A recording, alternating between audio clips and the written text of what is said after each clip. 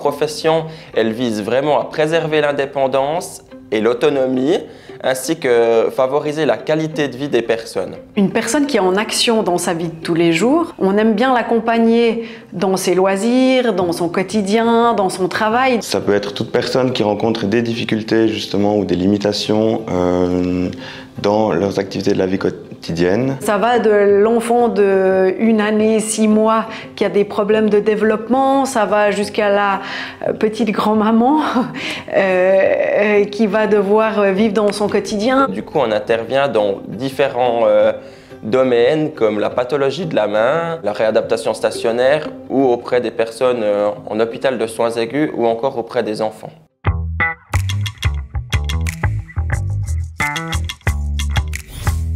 J'ai une spécialisation de spécialiste en réadaptation. Moi, je travaille en tant que spécialiste de la rééducation de tout le membre supérieur, donc principalement de la main, mais on ne peut pas rééduquer la main sans rééduquer l'épaule. Je travaille notamment auprès des personnes âgées en hôpital de soins aigus. Ça va être des mises en situation, par exemple de cuisiner avec un patient pour qu'il réentraîner ses différents gestes suite à la pathologie qui a entraîné l'hospitalisation. L'idée, c'est vraiment de préserver leur indépendance pendant leur séjour hospitalier aigu. Pendant cette période, la personne, elle perd un peu de l'autonomie et ça fait que nous, on intervient pour essayer de contrer cette perte d'autonomie. On va avoir la mission aussi de parfois évaluer les domiciles et proposer des aménagements de l'environnement pour permettre les retours à domicile dans les meilleures conditions. J'ai une autre partie de mon travail où je travaille comme spécialiste clinique. Donc en fait, je suis responsable de toute la filière main dans le RHNE en général.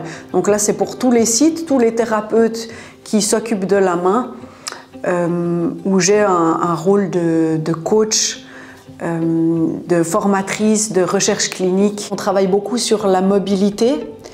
On travaille beaucoup sur la récupération de la force, donc tout ça c'est par des techniques manuelles, des mobilisations, des exercices, on met le patient en contexte, on passe même des fois par la réalité virtuelle, donc on essaie d'utiliser vraiment le quotidien et des techniques les plus modernes possibles pour mettre le patient en contexte comme s'il était dans sa vraie vie, mais des fois sans le poids des objets, avec la réalité virtuelle, un casque, donc ça aide beaucoup. Une des spécialisations qu'on a aussi en ergothérapie sur le site du Val-de-Ruz, c'est qu'on prend en charge les patients amputés de membres inférieurs. Donc ça va de la confection de la prothèse à l'accompagnement et la réadaptation avec prothèse dans les activités de la vie quotidienne.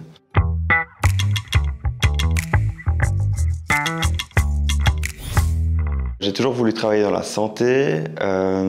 J'ai découvert l'ergothérapie et en fait c'est une profession qui est très variée et qui prend vraiment le patient dans sa globalité. J'aime beaucoup le côté écoute, le côté accompagnement à chaque étape d'un accident.